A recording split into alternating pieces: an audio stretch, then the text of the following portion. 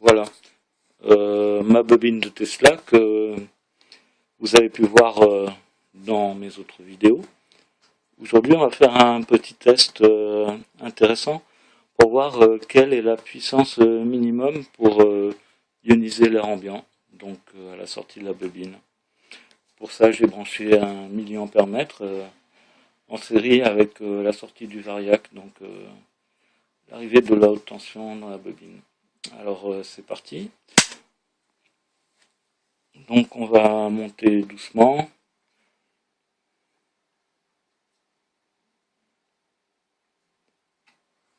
Oh, bah, l'ampoule est déjà allumée. On est à 1 milliampère et demi, on va baisser un petit peu.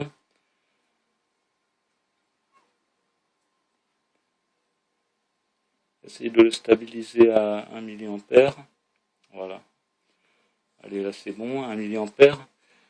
On est à 15 volts en entrée, 1 milliampère, et on voit que l'ampoule est bien allumée. Et on va approcher une autre lampe au néon.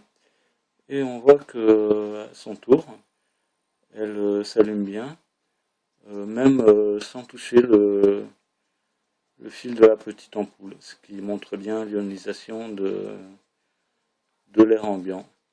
Donc là on est, comme on a dit, à 15 volts et 1 milliampère. Ça nous fait une puissance de 15 milliwatts, ce qui est vraiment ridicule. Et c'est suffisant. On va pousser un petit peu plus loin. On va essayer de voir à partir de quelle puissance on commence à avoir des arcs qui se forment à la sortie.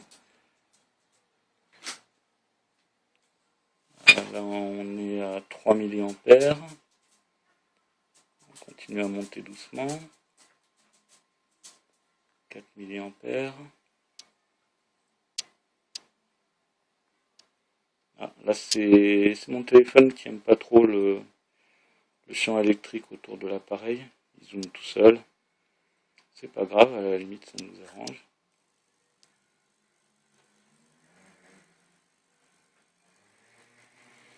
Et voilà, là on est à peu près à 5 milliampères.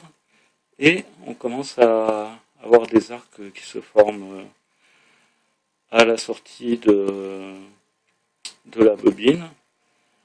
Donc au niveau de la tension, on est à 60 volts. 60 volts, 5 milliampères. Ça nous fait 300 milliwatts, ce qui reste négligeable comme puissance. Et là, on a vraiment une ionisation claire de l'air ambiant. L'autre ampoule s'allume à une distance de 10 cm.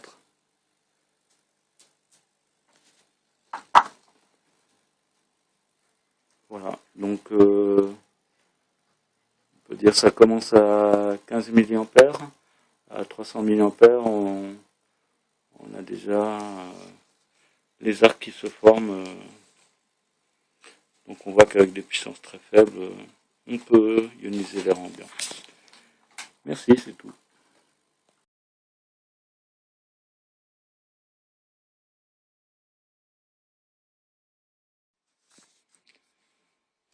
Tant qu'on y est par curiosité et pour le fun, on va voir comment notre petit bulbe néon se comporte à des puissances plus élevées. Donc là, on a enlevé le multimètre, bien sûr, qui ne supporterait pas l'intensité élevée. Je vais mettre des lunettes de protection, c'est indispensable quand il y a un risque d'explosion. Et c'est parti. On augmente doucement, voilà, là ça s'allume, on est à 15 volts.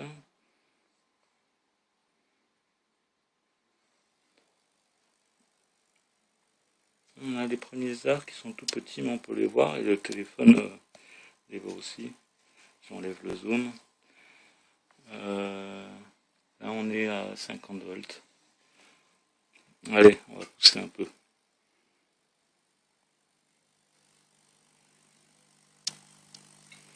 « 100 volts, les arcs sont tout petits. On est à 100 volts. Bon, l'intensité reste faible.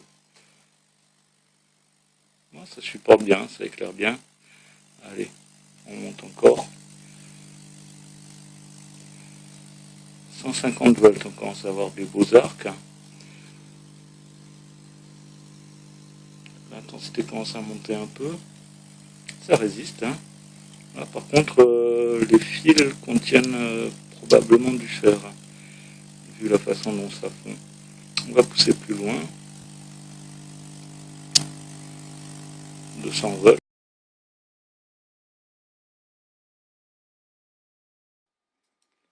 Bon, mon téléphone a planté à cause du champ électrique.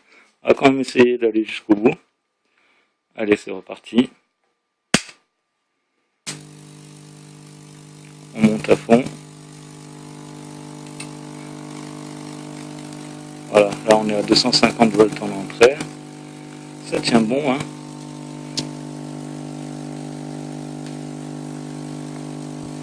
Wow, c'est un peu flou.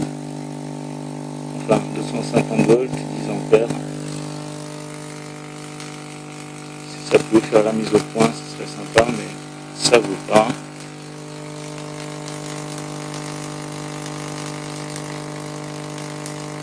Bon, c'est quand même costaud.